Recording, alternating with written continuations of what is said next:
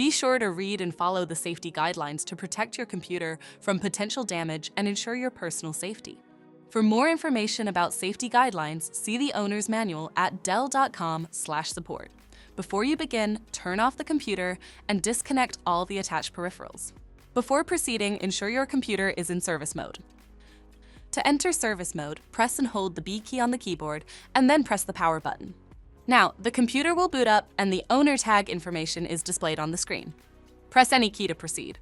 The computer will emit 3 short beeps and shut down, indicating it has entered the service mode. Loosen the captive screws holding the base cover in place. Using a plastic scribe, pry the base cover from the palm rest assembly, starting at the top edge and working your way around to release it from all sides. Now, lift the base cover from the palm rest assembly. If your computer is unable to enter service mode, disconnect the battery cable from the system board.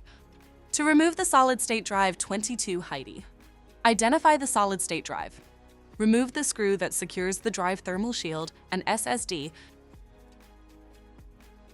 Slide and lift the solid-state drive thermal shield off. Slide and remove the SSD from the slot.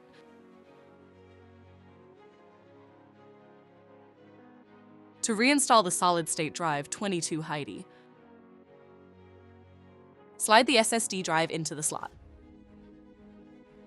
Place the solid-state drive thermal shield on the solid-state drive.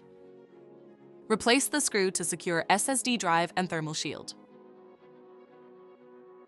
If the battery cable was disconnected earlier, make sure to reconnect it to the system board. Next, align the base cover with the palm rest assembly and gently place it into position. Tighten all required screws to secure the base cover in place. To exit service mode, connect the AC adapter and press the power button. Please note, the system will only power on and exit service mode if the adapter is connected.